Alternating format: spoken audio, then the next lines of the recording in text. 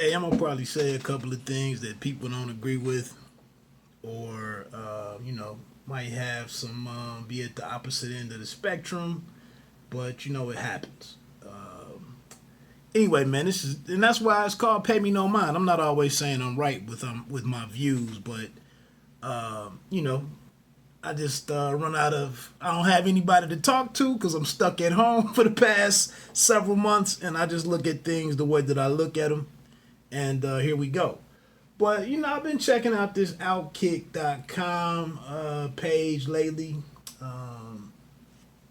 Who was this? Travis Clay Travis. Yeah, Clay Travis.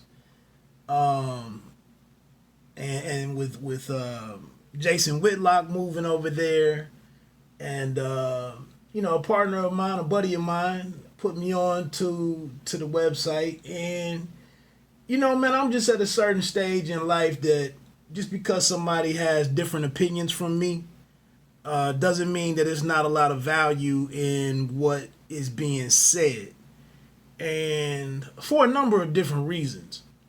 Sometimes it's not a bad thing to know what people who disagree with you or don't even like you or people that look like you. Sometimes it's not a bad idea to understand who you would call or consider your ops. It's not a bad idea to understand their arguments and where they're coming from. It's the only way to begin to understand others and kind of come to some different determinations. But I'm not going to talk about this. I'm not going to talk about a Whitlock article today. Another interesting piece on here is by this cat named Phillip Stutts, who is the CEO at winbigmedia.com and phillipstutts.com. Wow, man, he has this graphic in this article. The article is called Part 2, Sports Has a Problem, Being Woke is Not Helping. It came out on Sunday. And the basic premise of the article, obviously from the title, is that all of these social causes are killing the general interest in sports. But he has this image in his article that shows that ESPN is now the 19th most watched network during the month of June. Some of this I'm getting ready to say is contradictory in a way, but it's just how I feel. And that's basically what this whole video is about, is like, I'm kind of digging the honesty that we're getting right now with a lot of what's coming out of what's been happening since we got into this pandemic and since the whole George Floyd situation jumped off. There's a very, speaking of Whitlock, he has a very, polarizing article out there about, it's called "A Leaked Video Exposes George Floyd's Death as Tragedy and Race Something." What is it? Just so I throw that out. Oh. Leaked video exposes George Floyd's death as tragedy and race hoax used to divide us. I would, if you can stomach opposing opinions, I would check that one out. But I just want to speak on this situation. So on this image, man, ESPN is below the History Channel. It's below USA Network, Investigation Discovery. Hallmark Channel is 7 spots behind Hallmark Channel, or the Hallmark Channel. The Learning Channel, Food Network, MSNBC. And up at the top is, of course, everybody's favorite, hands down, Fox News Channel at 6.60%, which is the percent shared duration. I said Fox is at 6.6 just for comparison purposes or comparative purposes. ESPN is at 1.29. And like I said, man, I'm looking at, as a person that covers boxing, and I'm regularly seeing the boxing numbers that are pitiful and extremely low. It makes me wonder, whether I should just walk away from boxing as other networks probably or platforms consider walking away from boxing. But yeah, man. So one thing that he says in here is that he has this 2190 rule. He says it takes 21 days to build or break a habit and 90 days to create a lifestyle. If you want to make most things a cornerstone to your life, understand that it won't feel like second nature to you until about the 90-day mark. He goes on to say 140 plus days into the COVID-19 nightmare, and many, not all fans, have lost their passion for sports, as evidenced by the ratings. They found other routines, different ways to find escapism, and this impact will have devastating effects on the economic future of sports. Lastly, he says, and when you add to the mix how the woke cancel culture has invaded corporate America, media, universities, and athletes, these tremors are quickly turning into a massive economic earthquake. This is interesting, man, because I wonder where it's all going. I really do. Because it really just shows, like I said, the honesty in this is interesting. Because you really see that, and I'm using some profanity for expediency again, we don't really fuck with one another.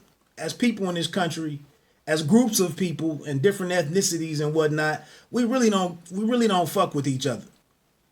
And at the crux of all of this is basically it gets back to the whole argument about just shut up and play. And then there's that misnomer out there that the reason why we have the bad racial problems is because we talk about race. We bring up race.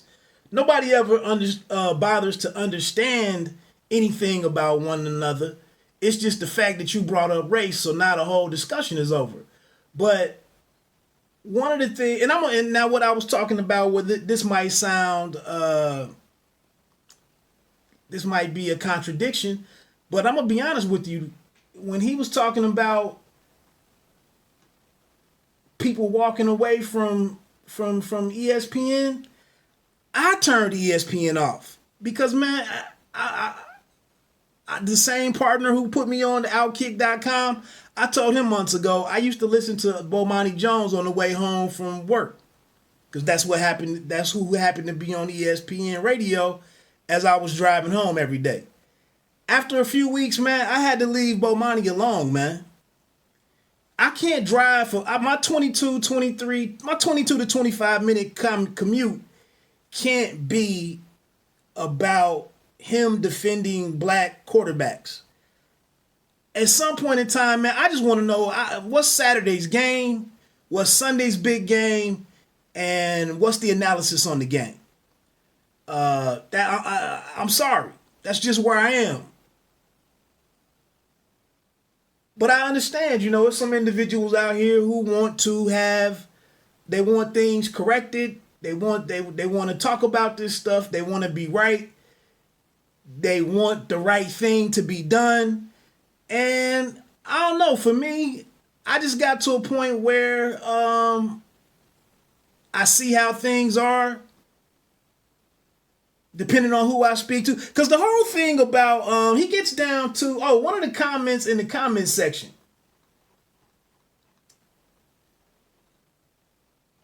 Patrick Kernan. I hope every one of these big time ingrates gets put in their place. Drive a UPS truck for a living and get a taste of reality. Take a long drink of reality because that's what you deserve. I can't tell you how much I despise these prima donnas of big time sports. But maybe you can tell by my comment. There was one more on here.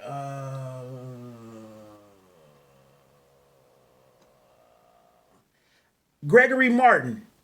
I agree with everything Patrick said. So tired of these overpaid, pompous, spoiled individuals lecturing us like they somehow are experts on usually anti-American diatribes. Not even, this dude doesn't even care to listen to any of the points that are being made by anybody.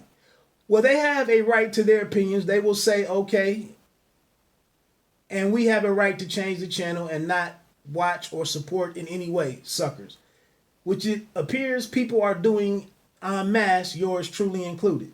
The last one that I wanted to read, this dude is interesting because his name is actually Chris underscore Redskins. We want politics free sports. If the trade off is to lose ourselves and not play the national anthem or respect it and the flag, then disband any American team sport or any sport that competes internationally. We should drop out of international sports, the whole scorched earth method right here. We should drop out of international sports and the Olympics altogether, since we have a majority of athletes and leagues publicly that just can't thank their blessings and be thankful that they live and succeed in these United States of America. Like I said, man, this honesty is something else.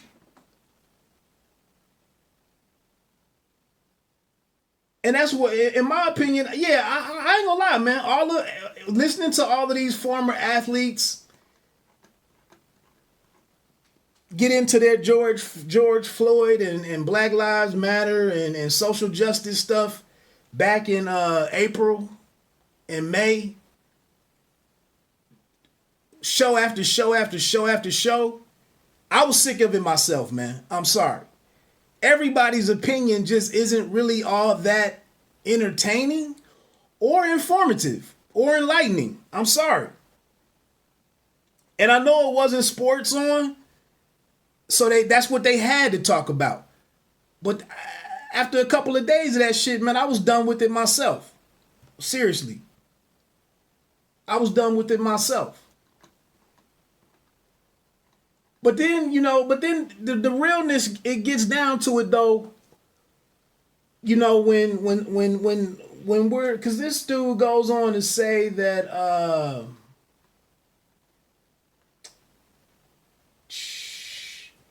87 to 92% of Americans don't want corporations and athletes preaching woke politics.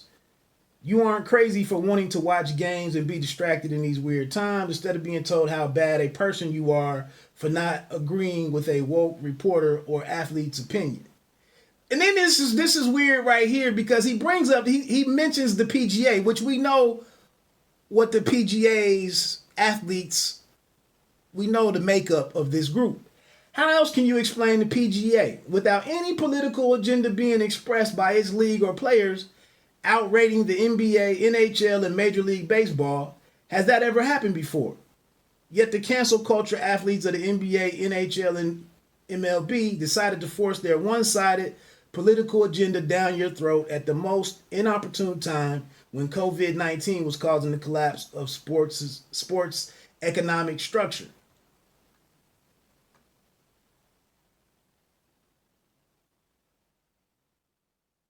He goes on and finishes, the economic stakes are incredibly high right now. Everyone in the leadership of professional and amateur sports already knows what I'm telling you too. They are all figuratively lying in the corner in the fetal position, sucking their thumbs and hoping things go back to the way they used to be. Unfortunately, the tremors are real and a 10.0 earthquake is about to collapse sports as you know it. Now, I'm going to get ready to wrap this up because at the end of this thing, another detail here that's at the crux of this is that he zeroes in on college football. And that's what's going on. To sit here and think that these kids, these young men, who they keep telling you are student athletes, to keep expecting them to in 2020 to go out here and play this game for free when they've done very little to figure out how to make it work, when it's a business.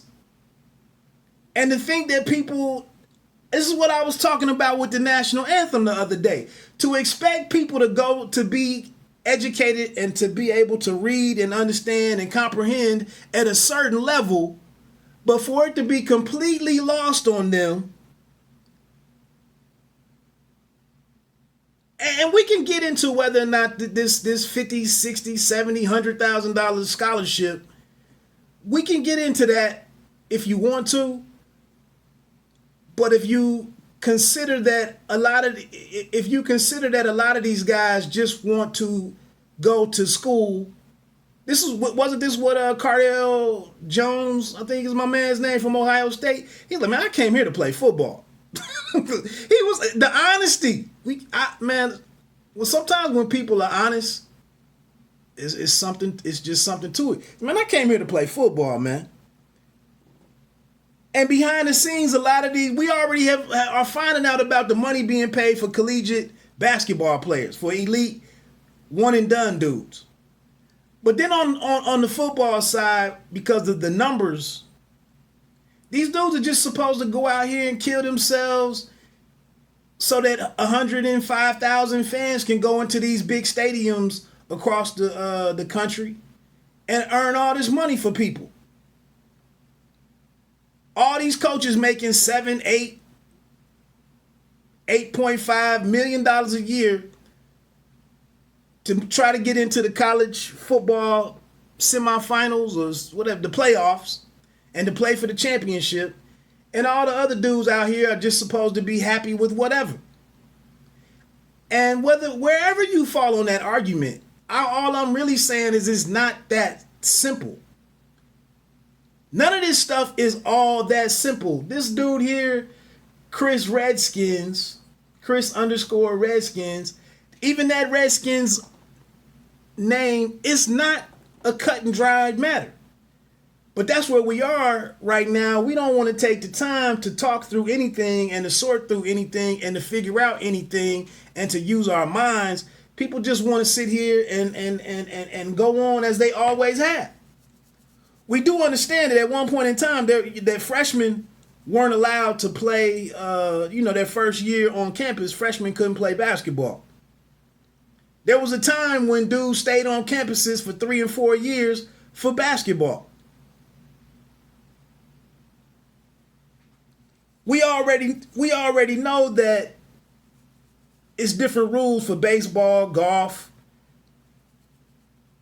tennis, probably. But when we get to these big time sports, it's some different set of rules, and we know who's dominating. We know what the percentages are of the dudes that are on the field. But we can look down our nose and tell these guys to ignore their importance to the game and to the winners, the real winners. Ignore all of that and be happy. Like my man just said, be happy, be thankful that you live and can succeed in these United States of America. Be thankful that they can live and succeed in these United States of America. Be thankful for your blessings. But we shouldn't, as people, we shouldn't be thankful to be able to sit home on the weekend and be thankful that we can watch these dudes. And now we want to move away from that and go watch the Hallmark Channel and Home and Garden Television and MSNBC and Food Network. So like I said, man, I guess just the whole discussion it's just interesting where we've chosen to go. And the simple fact that somebody would open their mouth and say something that it could piss somebody off, to the fact that you just walk away from it. And it's like, maybe we shouldn't really give a damn what you think. And in closing, it was just interesting to see Carmelo Anthony today talk about what he was doing, some organization that he has. And it's strange to me that a group of people who have become multi-millionaires, some of them 100 millionaires, and it's wrong for them to go back and reach back down to the people that they came from. And I would just encourage, all of these guys should be doing something. And maybe, because Carmelo is doing a podcast now that he's in the bubble, and he's talking about all of these different things. And that's what I'm saying. I've said this since Kaepernick. You don't have to come out here and do something at your job per se. You can if you want to, but it's nothing wrong with moving in silence and giving back on the side, and then going out here with something like your own podcast and shedding light on what you're doing. Again, this is Pay Me No Mind Sports and Entertainment. You don't have to be great to start, but you have to start to be great.